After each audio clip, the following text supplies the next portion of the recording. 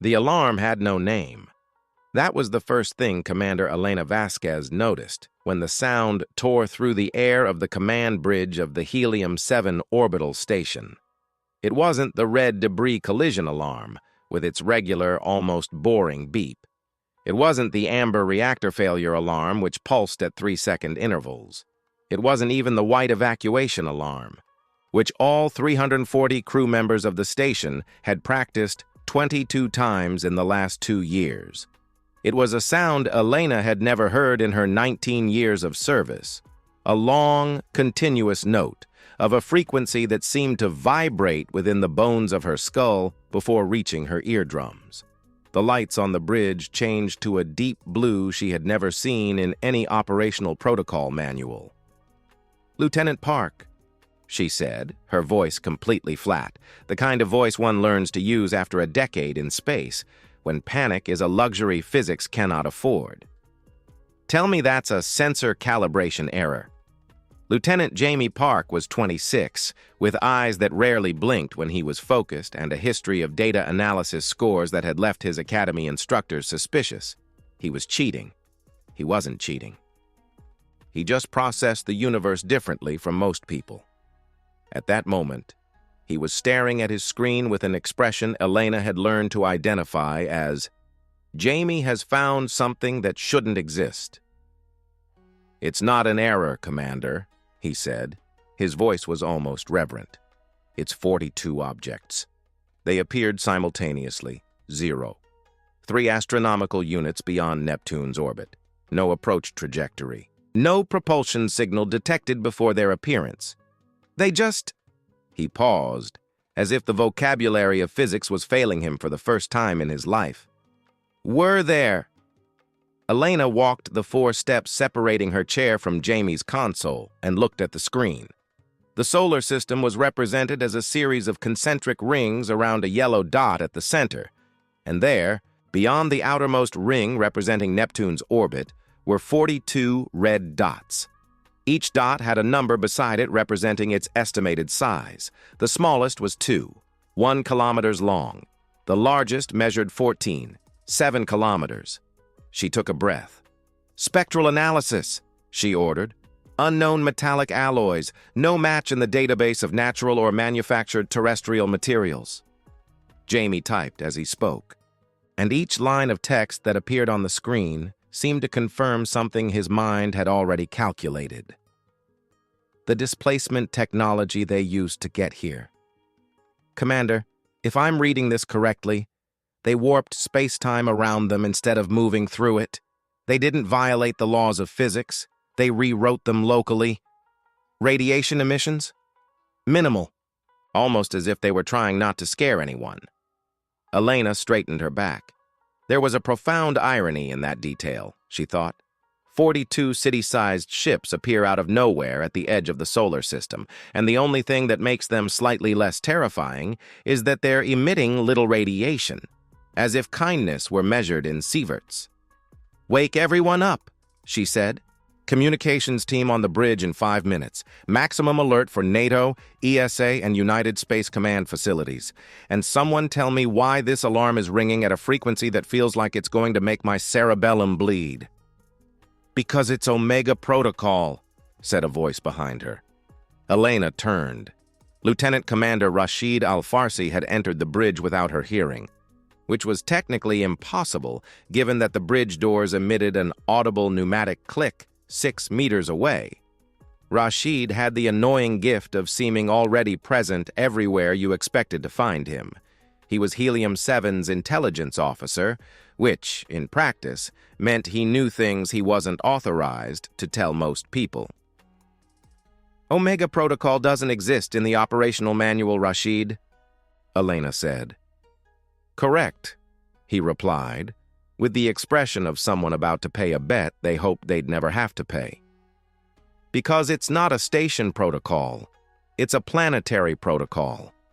It automatically went into effect when sensors detected more than 30 non-terrestrial objects over a kilometer in length, appearing simultaneously anywhere within the solar system. The silence that followed was the weighty kind. "There's a planetary protocol for this," Elena said. It wasn't a question. It was more of a spoken realization, like when you find a fire extinguisher behind a painting and realize whoever designed the building was expecting a specific kind of problem. "There is," Rashid confirmed. "And now you have alpha-level authorization to know what comes next." What came next was a transmission that reached the planet's military networks approximately 38 minutes after the 42 ships appeared. Enough time for Helium-7 sensor signals to reach Earth and be confirmed by 11 other orbital monitoring systems. The transmission arrived in all human languages simultaneously, which in itself was a demonstration of power as absolute as any weapon. It meant that whoever sent it had studied humanity long enough to learn 117 languages without anyone noticing. The message was simple. Inhabitants of Earth, you are no longer alone. This is good. You will be protected. This is also good. The transition process begins in 24 hours of your local time. Resistance would be inefficient. Elena read the message 3 times on the translucent panel in front of her as Helium-7 silently rotated above the blue curve of the planet below. Then she looked at Jamie, who had printed the message on paper, which was, she realized with affection, the kind of thing Jamie would do in the face of an existential crisis, to make the problem physical, to hold the danger in his hands. Resistance would be inefficient, she repeated aloud. It's the kind of thing you say when you believe resistance is impossible, Jamie said, looking at the paper. Or when you've never encountered humans before, Rashid said very quietly, as if speaking to himself. In the following hours, the solar system presented a spectacle that no previous human generation had witnessed, not even in the most feverish dreams of their science fiction writers. The 42 alien ships, triangular structures of a material that absorbed light in a way that made them darker than the space around them, began to move in precise formation, not towards the sun, not towards Mars or the orbital stations, directly towards Earth, and upon reaching low orbit, each ship positioned itself over one of the planet's largest population concentrations with a geometry that could not be accidental. London, Toronto, Sydney, Manchester, New York, Chicago, Melbourne, Dublin, Auckland, Los Angeles, and so on, in a distribution that covered all inhabited continents with a precision that suggested their occupants had studied not only human languages, but also human demographics with encyclopedic attention. Each triangular ship blocked the sun from an area of approximately 200 square kilometers. In the cities beneath the shadows, day became an artificial twilight. People came out into the streets and looked up, not at the sky, but at the dark metal underside that had replaced the sky. From Helium-7, Elena watched camera feeds from dozens of cities simultaneously. She had expected panic. She had expected stampedes, violence, the immediate collapse of social structures under the weight of a fear no generation had been prepared to face. And there was some of that, no doubt, at the edges of the images. But in the center of each image was something different. There were people looking up with hands shielding their eyes from the residual glare of the ship's edges. There were children pointing. There were elderly people who had sat in wheelchairs on the sidewalks for a better view. There were spontaneous groups of people who, realizing they were all looking in the same direction, had gathered naturally, as if the presence of a shared threat was also an invitation to community. They expected us to collapse, Rashid said, looking at the same feeds.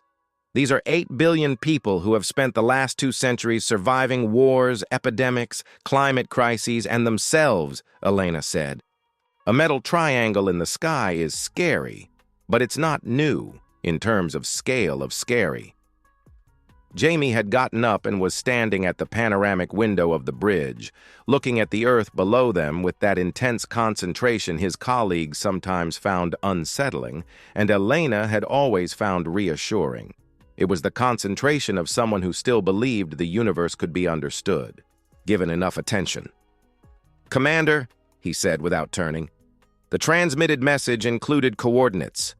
Discrete, embedded in the frequency structure of the transmission, not in the verbal content. It wasn't for the aliens to receive back. It was for us to find. Elena went to him. Coordinates to where? To 200 meters below sea level, Jamie said. Pacific Ocean. UN Seismic Monitoring Grid, Sector 7. He finally turned and looked at her with that "Jamie has found something that shouldn't exist" expression. But this time, there was an additional layer Elena needed a second to identify. It was hope. The coordinates weren't left by the aliens who just arrived, he said. Analysis of the carrier frequency indicates the signal is at least 31 years old. Someone hid these coordinates hoping that if something like this ever happened, someone up here would know where to look. Elena looked at Rashid. Rashid looked at the ceiling, like someone having an internal conversation with a version of himself who had promised not to have certain conversations. Rashid, Elena said with the tone she had learned from her mother, who had learned it from her mother, and which had probably traveled an unbroken chain of women who needed direct answers from people who preferred to be indirect. What's 200 meters below the Pacific? Rashid sighed, the sigh of a man about to open a box he knew contained something big, but had hoped never to open. The answer, he said. The descent took 4.5 hours, not because the distance was technically impossible to cover faster. Elena had mentally calculated that a military-spec deep immersion vehicle could cover 200 meters in less than 2 hours under normal conditions. But conditions were not normal. The route involved 3 separate pressure locks, 2 magnetic interference-generating force fields that, according to Rashid, existed to confuse any orbital scanning system, and an 800-meter horizontal tunnel cut directly into the oceanic crust that ended in a chamber that, technically speaking, was not on any official map of the Pacific seabed. Elena had spent the 4.5 hours alternately doing 3 things: studying the briefing files Rashid had finally unlocked for her, trying to decipher what Jamie was typing on the tablet he had insisted on bringing, and looking out the vehicle's circular window at the absolute darkness of the water pressing against the acrylic in front of her. The briefing was 31 years old, as Jamie had calculated. It bore the highest classification seal Elena had ever seen on a document, a level above what she had presumed to be the top, which informed her that there were, as there always had been, more floors in the building than you knew about while you were on the lower floors. The document's title was bureaucratic to the point of being almost comical given what it described. Unconventional Discovery Management Protocol, Antarctic Site 7, Continued Status Report. What the document described was this. In September 1993, a team of geologists drilling through the Antarctic ice sheet in search of climate records had hit something 340 meters deep that was not rock, not compressed ice, and not any known mineral form. It was metal, and it wasn't a meteorite. It was structured. It had internal geometry. And for some reason that the project's physicists had spent years trying to explain and never satisfactorily managed, it was no older than the ice around it. It was older than the planet. The phrase, "older than the planet," appeared in the document without any additional explanation, as if whoever wrote it had decided that some phrases didn't need context, because context would make everything more terrifying, not less. In 32 years, Antarctic Site 7 had seen a total of 400 scientists, engineers, physicists, linguists, xenobiologists, a specialty that had needed to be invented for the project, historians, and a single philosopher, whose presence the document justified only with the phrase, "operational need for non-technical perspective." They had, collectively, managed to do 4 things: map the internal structure of the wreckage, understand approximately 60% of the physical principles the technology utilized, manufacture functional components based on these principles using terrestrial materials, and build, over 18 years, something new from the wreckage and the knowledge extracted from it. that something new was what Elena was about to see. The underwater chamber was larger than she had imagined. When the immersion vehicle's hatch opened and she stepped onto solid ground for the first time in hours, her legs a little stiff and her ears still adjusting to the pressure, what was in front of her was not a research facility. It was a dry dock. And in the dry dock was a ship. It was black, not in the way a painted surface is black, but in the way a hole in paper is black. An absolute absence of reflection, as if light simply decided not to approach. Its shape vaguely resembled the Antarctic wreckage as Elena had imagined it from the briefing photographs, but it was clearly not that wreckage. It was something built from the understanding of it. An interpretation. A human answer to an alien question.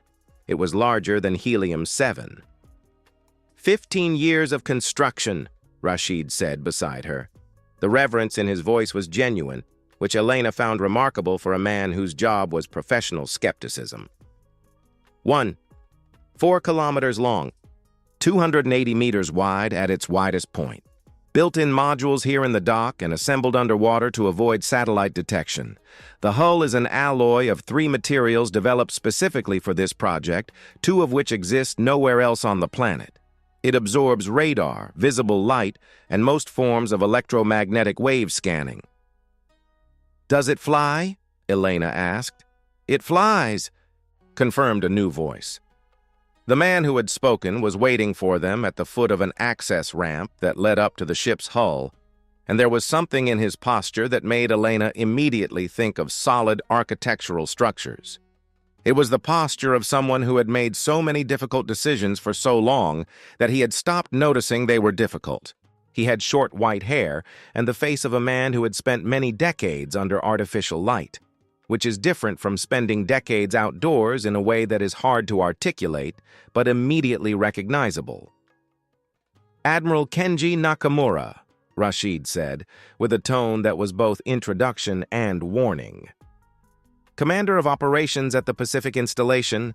He's been down here for 8 years. 7 years, 11 months, and 16 days," Admiral Nakamura said, without any particular emphasis, like someone correcting an email address. "Precision matters in long-duration operations. Welcome to the Forge, Commander Vasquez.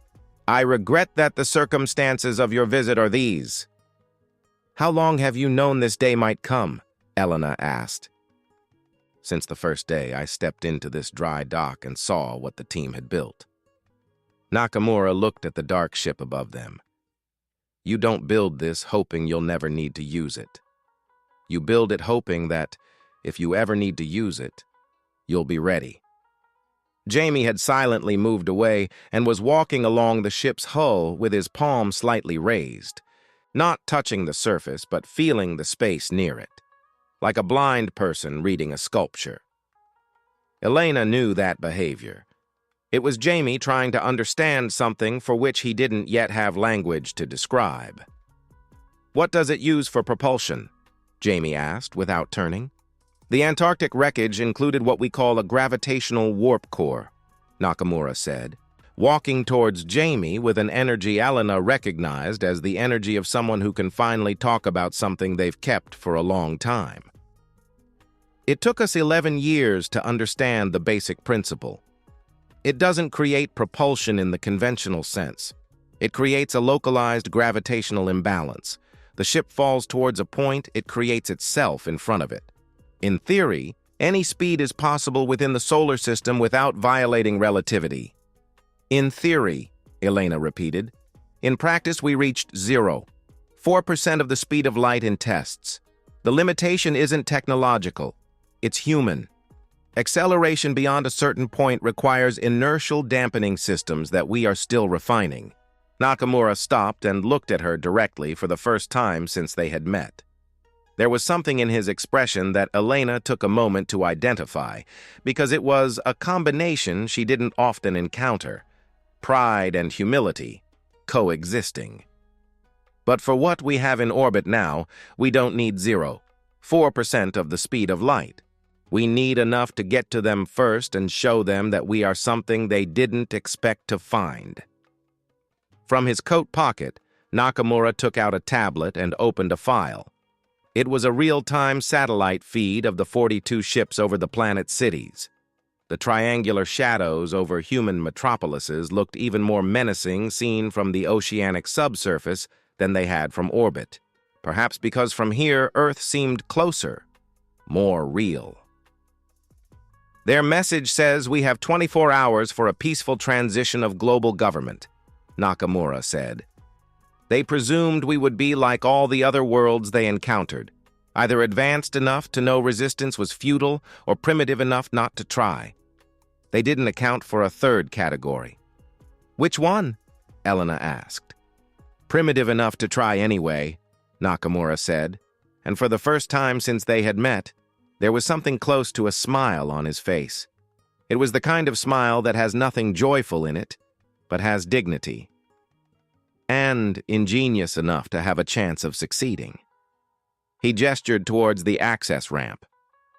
We have 19 hours and 47 minutes, he said. Let me show you what human beings built when they thought no one was looking. Elena looked up at the black hull of the ship humanity had hidden in the depths of the Pacific for an entire generation. Then she looked at Rashid, who had his hands in his pockets with the expression of someone who had never doubted this moment would come, just hoped it would come later. Then she looked at Jamie, who had stopped at the base of the ramp and was looking at the hull with that specific expression of his, when he had found the right word for something that had been formlessly circulating at the edge of his cognition. Does it have a name? Jamie asked, looking at the ship. Yes, Nakamura said. We call it the Forge, but that's the operational name. He paused. The name the construction team unofficially gave it in the early years when we were still just engineers trying to understand wreckage that shouldn't exist. He looked at the ship with the expression of a father looking at an adult child who will finally have to leave. It was Prometheus. Jamie nodded, as if that made all the sense it needed to make. The one who stole fire from the gods to give to humans, Jamie said softly. The one who paid a very high price for it, Nakamura said, but who did it anyway. They ascended the ramp together, and behind them, the dry dock fell silent, except for the constant living sound of ocean pressure against the walls, which at that moment sounded to Elena less like a threat and more like a beating heart. The interior of the Prometheus didn't smell as Elena had expected. She had expected the smell of cold metal and electricity that characterized all the military environments she had inhabited. That specific combination of aluminum and ozone and the collective sweat of people who spend too much time in confined spaces under tension. The smell of a place built to function, not to please. But the Prometheus smelled of wood. Not wood itself, naturally. There was no wood in the ship's interior, which was entirely steel, high-performance ceramics, and composites developed specifically for the project. It was a trace of something in the air circulation systems, a terpene or set of terpenes that someone had added to the filtration system many years ago, and which had become part of the place's scent in the same way a house acquires the smell of the people who live in it. Who did this? Elena asked Nakamura as he led her through the central corridors towards the command bridge. Dr. Chen, he said, without needing to ask what she was referring to. Sylvia Chen, our first Chief Life Support Systems engineer. She said that the crew who would operate the ship during a high-stress crisis would need a sensory anchor point, something to tell the nervous system there was ground even when the environment was trying to convince them otherwise. He paused. Dr. Chen spent most of her career deep in copper mines in Alaska before joining the project. She knew by heart what happens to human cognition when the environment lacks organic references for too long. And what happens? Asked Jamie, who was taking mental notes with that intensity of collection that made it seem his eyes had higher resolution than normal. You start making worse decisions, Nakamura said simply. The Prometheus's command bridge was circular, with a full transparency dome on the ceiling that at the moment showed only the darkness of the pressurized ocean. There were 22 workstations arranged in 3 concentric arcs, each designed for single-person operation, but with double redundancy so that any function could be taken over from any other point. In the center, a slightly elevated chair that Elena recognized as the commander's chair before Nakamura indicated it. There were people at the stations. Elena performed the instinctive count of an officer who had spent years evaluating situation rooms. 17 active operators, ages ranging approximately from 30 to 55, a mix of genders and backgrounds she recognized as the specific mix of people selected by competence in an era when that had finally become simpler than selecting for anything else. None of them looked at her when she entered. All were monitoring their systems with the concentration of those who had waited a long time for this moment and did not intend to miss any detail. "How many know about Prometheus?" Elena asked. "At the installation, 847 people. On the planet, 400 plus current personnel." Nakamura sat in the command chair with a movement that suggested he had done it so many times it was neurological rather than conscious. But Prometheus was not alone. He touched a control on the arm of the chair, and the transparency dome changed to a holographic projection of the planet, seen from above, with all continents and oceans visible. Around the planet were green light points, 18 underground hangars, Nakamura said, distributed across 6 continents. Each contains between 3 and 7 smaller ships, developed in parallel with Prometheus, but with different specifications: escort vessels, orbital fighters, high-speed transports, in total 74 flying units. He paused for the number to sink in. The fleet humanity built while everyone else looked up expecting space to be empty. Elena looked at the 74 points on the planet below. There was something deeply, specifically human in that, she thought. The ability to prepare for the worst imaginable scenario for 31 years, with the sincere hope of never needing to use what was being prepared, while publicly acting as if the question didn't even exist. "What's the plan?" she asked. "Emerge," Nakamura said. "Position Prometheus between the invading fleet and the planet. Make direct contact with their commander, and demonstrate that Earth is not what they thought it was. With 42 ships of technology, probably centuries ahead of ours. Yes. What if the demonstration isn't enough?" Nakamura looked at her with that expression of someone who has done the math many times and always arrived at the same answer. "Then we use what Dr. Chen called the loudest argument. Prometheus's gravitational warp core can be operated in reverse mode. Instead of creating an imbalance that pulls the ship forward, it creates an imbalance that pushes everything around it outward. In practical terms, it's a localized rupture of the space-time fabric." The silence that followed had a different quality from the previous ones. It was the silence of someone describing something with no historical precedent. "Did that work in tests?" Elena asked. "Once," Nakamura said. 3 kilometers away from the test ship, the space around the impact point became incorrect for approximately 18 seconds. Sensors, force fields, navigation systems of anything within 200 kilometers of the point. All collapsed simultaneously. He paused. "It's a warning, Commander, not a weapon. The difference is important."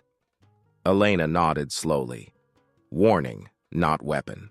Humanity had built at the bottom of an ocean not a bomb, but an argument. There was something in that which was, she thought, as human as the smell of wood in the air filtration system. "When do we leave?" she asked. "Their ultimatum ends in 17 hours and 22 minutes, Nakamura said. "We leave in 16.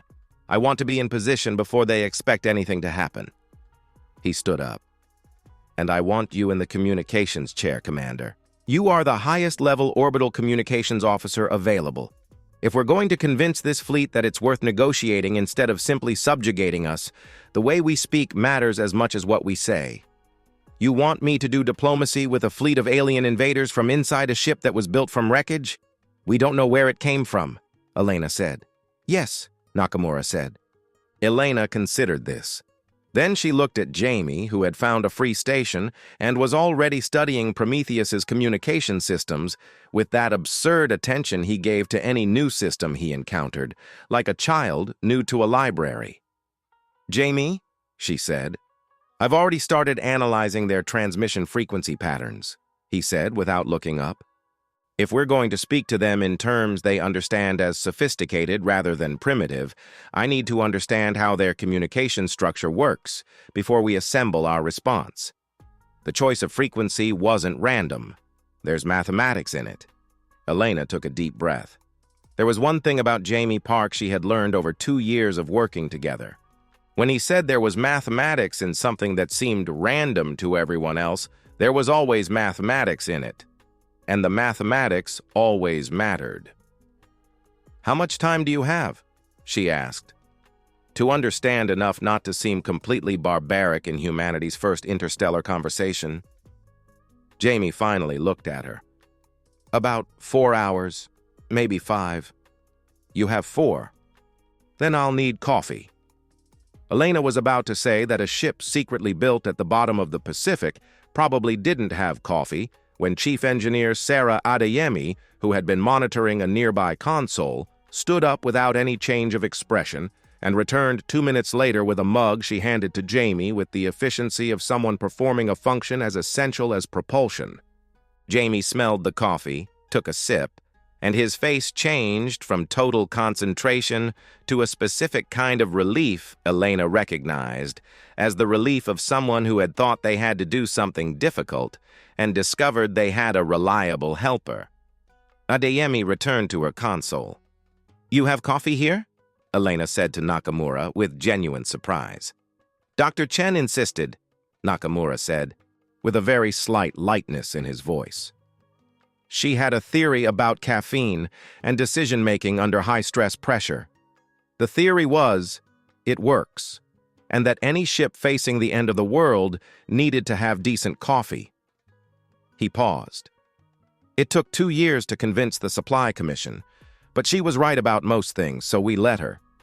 Elena looked around the bridge, at the 17 operators at their consoles, at Jamie diving into alien frequencies with a coffee mug and a look that said the universe was a solvable problem, at Rashid leaning against a wall studying a tablet with the expression of someone cataloging contingencies, at Nakamura back in his chair, looking at the dark dome of the ocean with the specific posture of someone who had long ago decided they had a job to do and intended to do it. She went to the communications station and sat down. There was a small picture taped to the corner of the monitor. It was faded, the kind of printed photograph people still insisted on carrying, even if everything could be digitized, because paper is the material of affections. The photo showed a group of people on a beach in winter clothes laughing at something out of frame. On the bottom margin, small lettering, "Founding Team, Antarctica, 1994. People who had decided 31 years ago to prepare a response for a day they hoped would never come. Elena powered on her console. Above them, across 4 200 meters of cold, black ocean, 42 triangular ships of a visitor who believed they had found a defenseless world waited for the deadline they had set with the confidence of those who had never been surprised before. It was 16 hours until dawn. It was 16 hours until Prometheus ascended. At 05:47 Greenwich Mean Time, the bottom of the Pacific Ocean began to glow. Not in just one spot. In an oval area approximately 2 kilometers in diameter, 200 meters deep, the seismic sensors of the 14 countries monitoring that region of the ocean simultaneously detected a low-frequency vibration that did not correspond to any known geological pattern. The seismologists on duty began typing anomaly reports they would never finish, because 32 seconds later the anomaly became something that dispensed with reports. The surface of the Pacific, in an area equivalent to 2 football fields, first receded as if something enormous was creating a vacuum beneath it. Then it exploded upward in a column of water that rose 300 meters before beginning to collapse in cascades that observation satellites later described as looking like giant water flowers opening in slow motion. And in the center of that water flower, black and absolutely silent, except for the roar of the ocean around it, Prometheus ascended. On the command bridge, Elena was not looking through the dome. She was looking at her instruments, because she had learned in many years of high-risk operations that the difference between those who survive and those who don't often comes down to who remembers to look at their instruments when every instinct says to look out the window. Jamie was beside her. With 4 hours and 11 minutes of alien frequency analysis loaded into his system and an expression Elena had learned to translate as, "I'm reasonably confident we won't look completely primitive. Visual contact with upper atmosphere in 40 seconds, Chief Engineer Adeyemi said from the propulsion console, with the precision of someone counting down to something they had spent 7 years waiting for. Alien fleet, said sensor operator Dmitry Volkov, a middle-aged man whose specialty was detecting what wasn't where it should be, is responding to our emergence. Ships 3, 7, and 14 have altered orientation towards us. Systems active, but no attack configuration yet. Yet is the important word, Nakamura said from the command chair. He had not changed his posture or expression since Prometheus began its ascent. Commander Vasquez, prepare channel opening. Lieutenant Park, once she establishes contact, I want you ready to insert the frequency modulation you developed. If they chose that mathematical structure to transmit the initial message, responding in the same structure will signal understanding without us having to explicitly declare it. Understood, Jamie said. And Admiral. The frequency structure they used? It's a Fibonacci sequence modulated in base 12, not base 10. It's a way of saying, we know you probably count differently from us, but mathematics is universal. It's almost a gesture of good faith embedded in the physics of the transmission. Nakamura considered this. Does that change anything in your assessment of them? I don't know yet, Jamie said. But it changes the assessment of the situation. Someone who embeds a gesture of good faith in the physics of an ultimatum is ambivalent, and ambivalence is space for diplomacy. Prometheus crossed the upper layer of the atmosphere at 05, 52 and 18 seconds, and for the 2 billion people who were awake at that moment, most of them in Northern Hemisphere countries that had still been spared the shadow of the triangular ships, the object that rose from the ocean and entered space in less than 6 minutes, was the most incomprehensible thing they had ever seen. Not because it looked alien, because it looked human, but impossible. It had the scale of a warship, but emerged from within the planet as if it had been waiting there all along. On social media, in the first 3 minutes, the hashtag #OurPrometheus became the most used in the history of any platform. Not with messages of panic, with messages of recognition. There was a specific quality in those messages, a tone that language analysts would later try to describe and only partially succeed, which was something like, we knew. Not explicitly, not consciously, but at some collective level that had never been articulated because it had never been necessary, humanity had assumed that if the day came, it would have prepared somehow. And it had. In orbit, the distance between Prometheus and the invading fleet's flagship was 1/200 kilometers when the communication channel opened. The being that appeared on Elena's screen was not humanoid.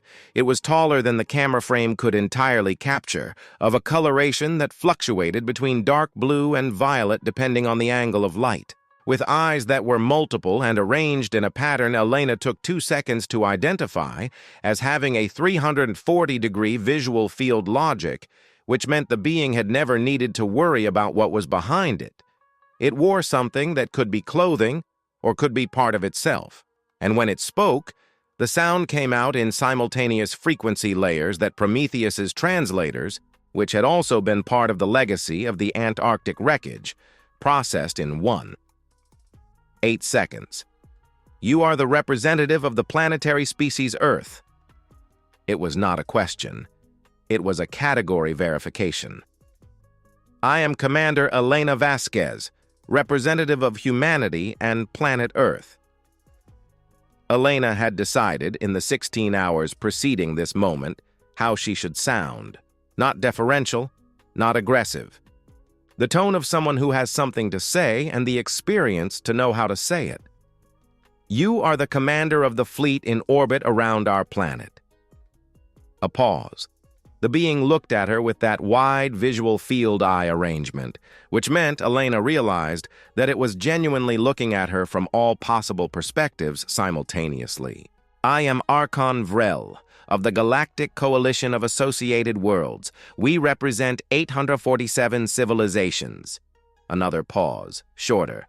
"This world should not have the capacity to build what you are operating." "We are full of surprises," Elena said. "This is consistent with the data we have on the human species," Vrel said, and there was something in his voice, filtered by the translator, that Elena had not expected. It was what she could only describe as intellectual discomfort.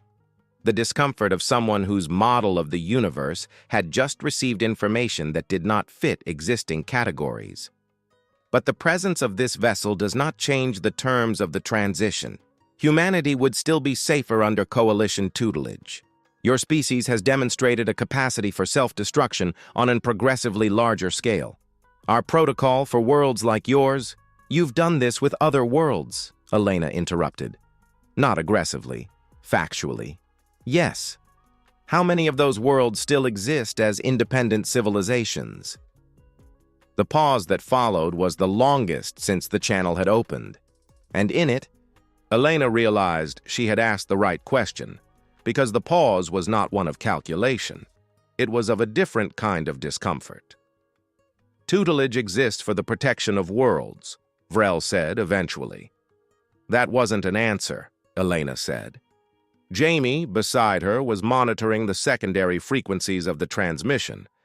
The layers below the language layer that the Archon probably didn't know were detectable. He slid a note onto Elena's display. "There's dissonance in the secondary frequency modulation. My read is, he knows the answer isn't good." Elena read the note. Then she looked back at Vrel. "Archon Vrel, humanity does not accept unsolicited tutelage. Not because we are incapable of recognizing our limitations, but because receiving unsolicited tutelage without understanding its nature and its terms is precisely the kind of decision that, as you correctly noted, has led our species into considerable historical problems. We have learned, finally, to ask what we are agreeing to before agreeing." Vrel was silent for 7 full seconds. Then, "This vessel and the capabilities it demonstrates were built with ancient technology. Yes, we found wreckage from an extinct civilization on our planet 31 years ago and have spent 3 decades learning from it. That technology belongs to the coalition it belonged to a civilization that existed before your coalition and that did not survive to make any claim," Elena said. "It was found on our planet. We developed our own interpretation of it. There is no contract our predecessors signed, and we have violated." Another pause.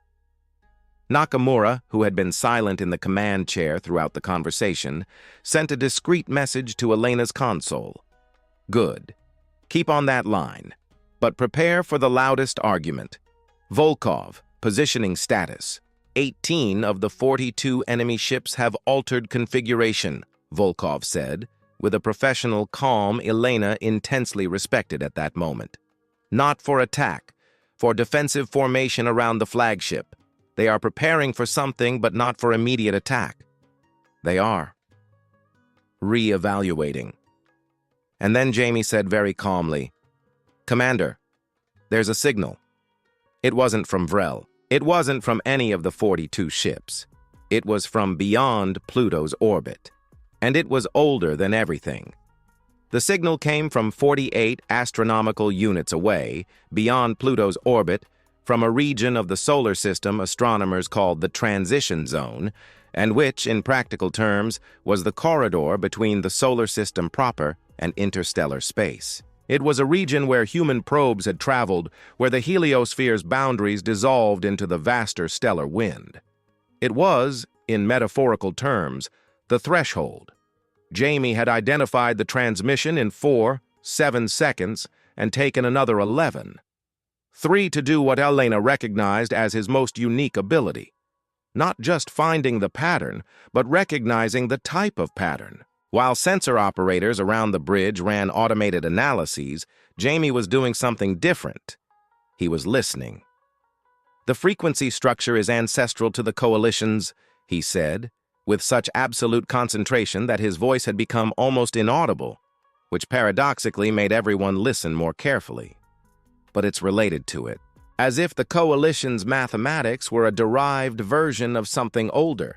And there's a specific component I recognize because it's in the Antarctic wreckage."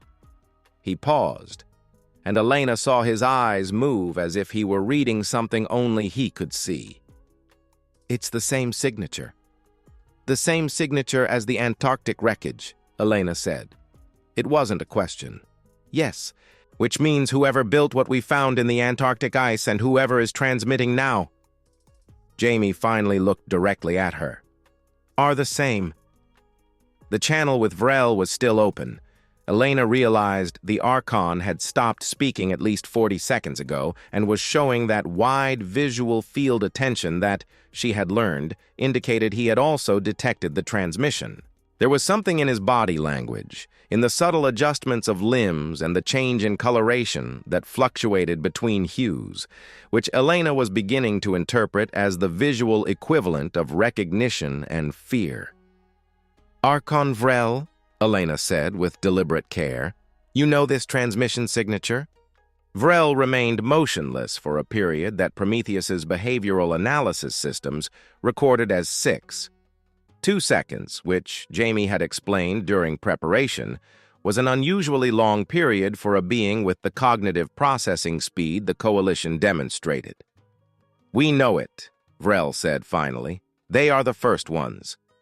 "The first ones," Nakamura repeated from the command chair.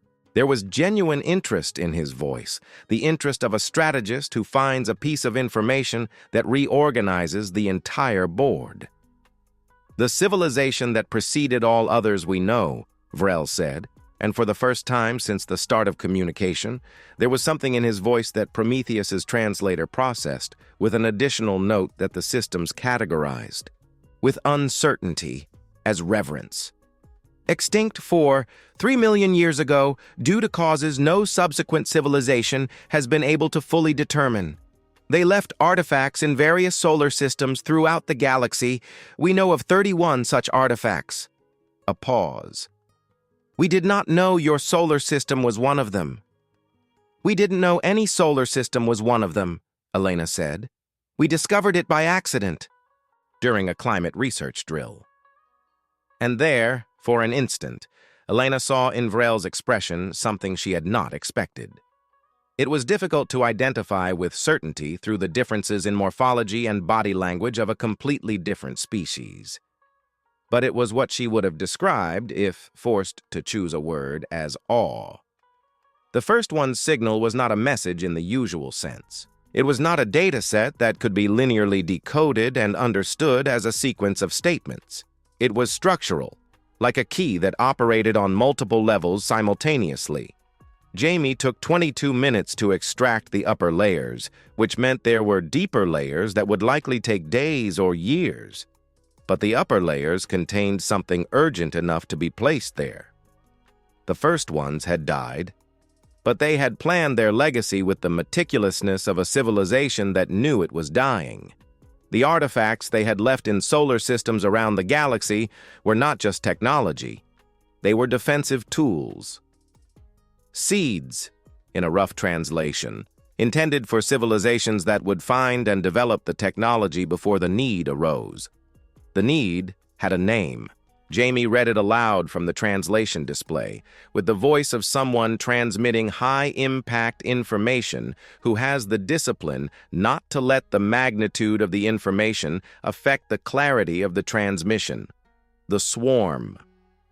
The silence that followed on Prometheus's bridge lasted exactly 4 seconds, and then everyone started talking at once, which was the correct behavior of a high-performance crew receiving new information and processing implications, and Nakamura let it happen for exactly 8 seconds before saying "attention" with the specific tone that transformed a chaotic space into a functional one.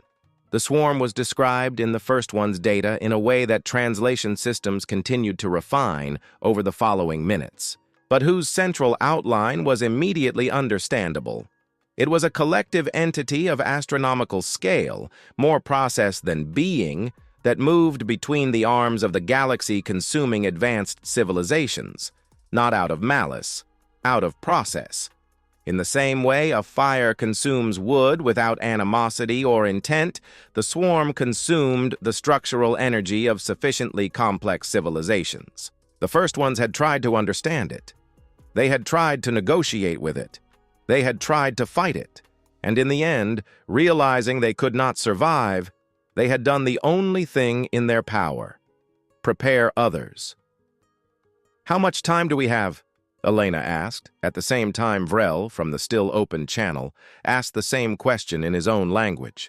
The translators processed both questions in parallel, and there was a strange and significant moment when Human and Archon looked at each other across 200 kilometers of space with the same thought. Jamie was working with the positional data. The first ones included tracking coordinates. The swarm is... He paused, double-checked. Checked a third time with the expression of someone who really wants the result to be different. "It's 4 light-years from the edge of the solar system, traveling at a speed consistent with arrival in 73 days. Nakamura stood up from the command chair for the first time since Prometheus had emerged from the ocean. Elena had learned in the last few hours that Nakamura sat to think and stood to act. "Archon Vrel," Nakamura said, his voice having taken on the specific quality of someone about to say something that will be remembered. "The situation has changed." "We recognize that," Vrel said, and there was something different in his voice now, something the translator labeled with uncertainty as urgency, mixed with a cognitive process not easily mappable. 73 days, Nakamura said. In 73 days, something that destroyed the most advanced civilization this galaxy has ever produced will arrive in our solar system. This is at the same time a threat to humanity and to any of your ships in this region of space. He let that sink in for 2 seconds. "We can continue having a conversation about unsolicited tutelage, or we can have a different conversation." Vrel was motionless. When he spoke, it was with a precision that suggested he was choosing each word with unusual care. "What kind of different conversation?" "The kind where you tell me everything your coalition knows about the swarm," Nakamura said, "and I tell you everything humanity has learned from the first ones, and then we talk about what we do together with what both of us know." More silence. But it was a different silence from the previous ones. It was the silence of a negotiation, not a confrontation. And negotiation silence has a completely different texture for anyone who knew how to listen, and Elena had spent 19 years learning to listen. "There's another factor you need to know," Vrel said eventually. "The reason the Coalition visited solar systems like yours before the swarm's arrival was not just control. It was also defense. There was a belief, based on our interpretation of the first one's data, that the swarm was attracted to civilizations that demonstrated a specific energy signature. Highly adaptable, highly variable, unpredictable.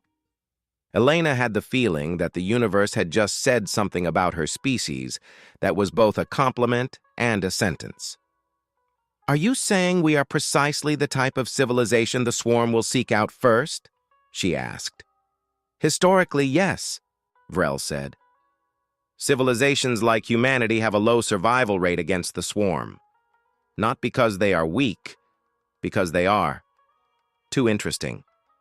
The swarm is attracted to complexity." "So we're bait," Jamie said. with the direct precision of someone stating a logical conclusion without considering if it's polite. "In a way," Vrel said. "Good," Jamie said. Everyone on the bridge looked at him. Jamie looked up from the screen with that slightly surprised expression of someone who had said something aloud that they had processed internally and hadn't realized others hadn't yet reached the same conclusion. "If we're bait, we control the position. And if we control the position, we can choose the battlefield." Nakamura stared at Jamie for a long moment. "Lieutenant Park," he said, "you have just described the difference between being prey and being a hunter." A pause. "Prepare a full briefing. We have 73 days, an alliance to forge, and a species that never gave up on anything to mobilize." Above them, beyond Prometheus's black hull, beyond the orbit where the 42 coalition ships had stopped their approach maneuvers and fallen silent, beyond the atmosphere of the planet that had seen humans rise from savannas to stars in a geological blink, something immense and personally nameless moved in the dark between worlds. It didn't yet know exactly what it was going to find. The 73 days passed as wars pass, much faster than they should and much slower than nerves can endure. The alliance was not simple. Nothing involving 848 civilizations, a planet that had discovered its own capacity for defense less than 3 days ago, and a threat that had destroyed the galaxy's oldest known species could be simple. There were communication sessions that lasted 18 hours straight, with Jamie and a team of linguists operating in shifts to maintain translation coherence, while representatives of species who had never agreed on anything besides the swarm's existence tried to build a joint tactical doctrine in weeks. There were moments of near rupture. The representative of the Thervani Collective had walked out of a planning session when Chief Engineer Adeyemi had fixed a communications interface system with the interstellar equivalent of a makeshift solution, which the Thervani interpreted as evidence that humans were structurally incapable of following protocols, until Nakamura, with a patience Elena suspected had cost him years of life, explained that the system had failed during the session, that the correct protocol would be to end the session, that ending the session at that moment would have cost 6 hours of progress, and that the engineer had made a rational cost-benefit choice within clear parameters. The Thervani processed this for 40 minutes and then issued the equivalent of a retraction, which was the most unprecedented act their coalition representatives had witnessed from that collective in 300 years. There were moments of unexpected revelation. Archon Vrel, in a late data analysis session, had observed, with that intellectual discomfort Elena had learned to recognize as the sign that he was about to say something important, that humanity was the only species in the entire coalition that had developed the first one's technology independently, without access to any technical documentation, solely from the physical wreckage and empirical observation. All other civilizations that found First One's artifacts needed assistance to understand the fundamental principles, Vrel had said. You rebuilt them on your own in 31 years. There was a pause. The average for other species was 200 to 400 years. We had good motivation, Elena had said. All species had the same motivation, Vrel had said. The difference was not motivation. There were moments of discovery about the swarm's nature that changed tactical parameters in ways that required revising entire plans. The swarm was not sentient in the sense any civilization recognized as consciousness, but it had what the first one's data described as proto-pattern recognition. It could identify sources of energetic complexity and adjust its trajectory towards them. Not strategy exactly, but a process that produced strategy-like results. What Jamie had identified as the advantage of being the bait was not just positional, it was deeper. Other worlds had tried to hide their complexity from the swarm, dissipating their energy signatures, making themselves less detectable. The swarm had found most of them anyway, because the process of hiding complexity had its own signature. The first ones had tried the opposite, to amplify their complexity to saturate the swarm's sensors. but without success because they had been the only source of amplification in a field of empty space. Jamie had arrived at the idea that would become the center of the tactical plan at 3:22 a.m. on the 41st day, his eyes red from 19 hours of analysis and a third mug of coffee cooling beside him. Elena had been awake with him because she had learned over many years that Jamie Park's best moments happened between 2 and 4 a.m. and often needed a second person to confirm they were real and not artifacts of fatigue. "What if we don't try to hide or amplify?" Jamie had said.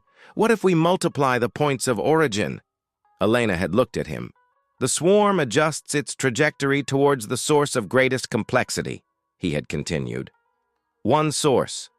If there are many distributed sources of similar but not identical complexities, the adjustment process conflicts. It's like..." He had searched for an analogy. "It's like trying to roll water to the lowest point on a perfectly flat surface. There's no gradient." "You're talking about lighting up all the other coalition worlds at the same time," Elena said. "All the worlds that have First One's artifacts," Jamie said. "And the data from the signal we received suggests there are at least 31 such solar systems.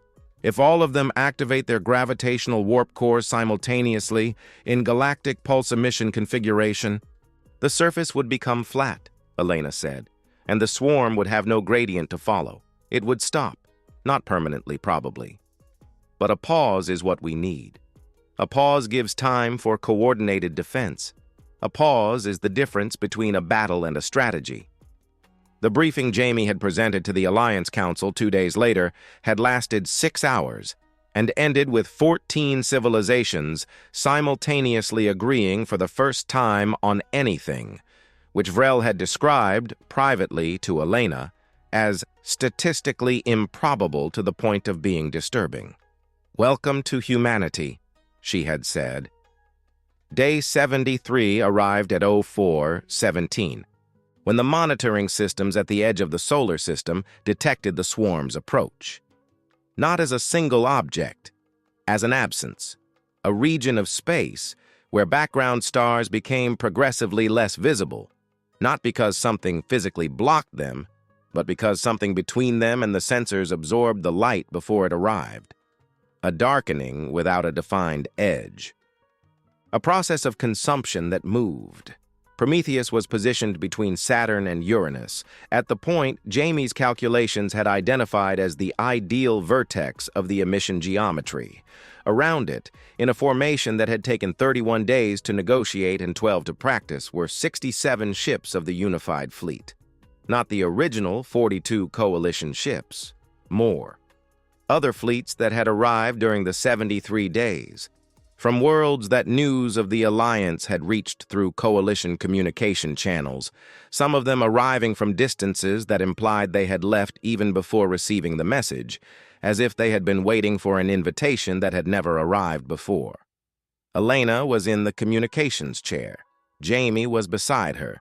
Nakamura was in the command chair. Vrel was on an auxiliary screen, representing the coalition on a channel that remained open throughout the operation. "Confirmation from all 31 First One sites," Jamie said, with that precise transmission voice Elena had learned to trust as she trusted calibrated instruments. "All cores active, all awaiting synchronization." "Swarm status," Nakamura said. "Approach acceleration detected," Volkov said. "It has detected our presence. Trajectory confirmed for the solar system.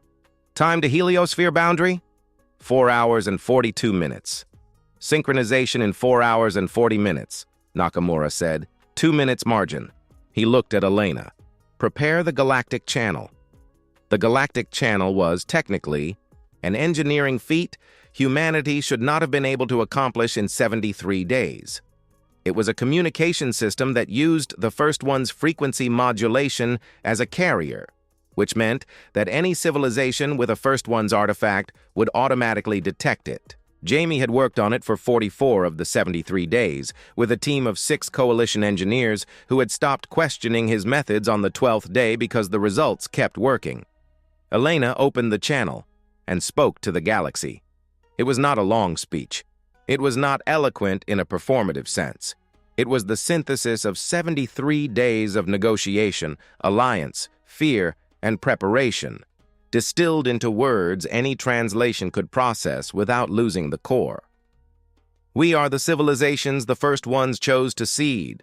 We are what grew from their seeds. And today, for the first time, we act together as they expected us to act. And then, because she was Elena Vasquez, and she had learned that the most important moments often needed a concrete anchor. Synchronization. Now. 31 solar systems around the galaxy activated their gravitational warp cores simultaneously. What happened next was described differently by different observers. Prometheus's sensors registered an energy pulse that propagated through the gravitational field of space in a way physicists would later spend years trying to model. The 67 ships of the unified fleet registered a momentary interruption of all navigation systems for 18 seconds, which had been foreseen and for which all commanders had been instructed. Do not panic. Wait. Reactivate in protocol sequence. All 67 ships did exactly that. The swarm itself, which had been accelerating towards the heliosphere with the certainty of a process that had never encountered organized resistance before, encountered something its sensors could not process correctly. 31 gradients of equal intensity in 31 different directions, creating a field of distributed complexity with no clear priority point. It stopped. Not permanently. Subsequent data would suggest that the process constituting the swarm would take weeks to recalibrate. But it stopped. And in the weeks that followed, the unified fleet did what the pause had bought. It established a distributed defense network around the edge of the solar system, coordinated with the other 30 networks around the other First One systems, creating something no individual civilization had managed to create before: a permanent gradient, a surface that would never be flat, a field of sustained complexity that made any priority point for the swarm impossible to calculate indefinitely. It was not a victory in the sense of destroying an enemy. It was a victory in the sense of making an enemy obsolete, of changing the conditions of the field in such a way that the process that had consumed civilizations for ages no longer had conditions to operate. Vrel had said in one of the communication channels after the operation that the coalition had tried to create this network for 800 years and that the obstacle had always been the same. No civilization trusted the others enough to activate their cores in synchronization without guarantee that it would not be used against them. The solution had not been technological. It had been one of trust. And trust had been built in 73 days by a species that had just come into contact with the galaxy. How? Vrel had asked, and there was genuine perplexity in the question. Elena had thought for a moment. Because we had a crisis large enough to make small distrusts pale in comparison, she had said. It's a method I don't recommend as standard policy. On Prometheus's bridge, when the last confirmation data from the defense network arrived, and Nakamura had formally declared that the operation was concluded, something had happened that Elena would later find difficult to describe, but would always try when asked. The crew had not celebrated. There were no shouts or applause or the kind of performative catharsis action movies had taught several generations to expect from moments of victory. There was instead a 12-second silence in which each person on the bridge had remained exactly where they were, looking at their instruments, or at their colleagues, or at space through the dome, with the specific expression of people who had just realized they had done something that would matter long after they ceased to matter. Jamie had powered off his console slowly, with the meticulousness of an end of shift. Then he had stood up, taken his coffee mug to the disposal area, and said, to no one in particular, "I think I'll sleep." And he had left. Elena had looked at Nakamura. Nakamura was looking at the dome, at the space that no longer had the borderless darkening that had arrived 73 days earlier. The stars were there, all of them. "What happens now?" she had asked. The coalition will want a formal treaty of recognition of Earth's sovereignty, Nakamura said, without taking his eyes off the stars. It will take months of negotiation. There will be disagreements. There will be moments when we'll think it won't work. A pause. And it will work. How do you know? Because the alternative is for it not to work, he said. And humans are very bad at accepting alternatives they don't want. Months later, when the Earth Sovereignty Treaty was formally ratified in the Galactic Coalition Council, with Elena Vasquez and Admiral Nakamura present as representatives, Vrel had said something she had recorded and which had become the most reproduced epigraph in the subsequent history of interstellar diplomacy. When we visited Earth, we expected to find a primitive world or a dead world. We found something different. We found a world that had decided to be the kind of thing the universe needed, even without knowing the universe needed it. Elena had thought, upon hearing this, of 400 people who had kept a secret for 31 years, of engineers who had spent decades building something they hoped never to need to use, of Jamie Park sleeping after saving the solar system because his shift was over, of Dr. Sylvia Chen, who had insisted on putting coffee on a warship because she knew good decisions required functional bodies, of the smell of wood in the air filtration systems, of 8 billion people who, when 42 black triangles had blocked the sun from their cities, had looked up and gathered naturally because the presence of a shared threat was also, for humans, an invitation to community. Earth had become the guardian of a new galactic alliance not by being the strongest, nor the oldest, nor the most technologically advanced, but by being, in every moment that mattered, precisely what it was. That evening, when the treaty had been signed and the communication channel with the Council had been closed, Elena and Nakamura were in one of Prometheus's observation chambers, which had been moved to Earth orbit and would remain there as a permanent base of operations. The stars were visible through the panoramic window with no darkening between them. "My daughter is 11, Nakamura said suddenly. Elena looked at him, surprised by the change of subject. "She will grow up in a completely different universe than we did," he said. "Not alone, not afraid of what's out there, with—" He searched for the word and eventually said one Elena didn't expect. "Curiosity." Elena looked at the stars. There was one in particular, brighter than the others in that direction, which could be anything. Any solar system around any star, inhabited by anything the universe had invented over billions of years of trial and error. And from where they were, after what they had done and what was yet to be done, that star seemed no more threatening than an invitation. "Curiosity," Elena repeated. "It's a good start." End of story. If the tenacity of the human crew inspired you, subscribe to the channel for more chronicles from the galactic frontier. Because the universe is vast, humanity is just beginning, and the best stories are yet untold.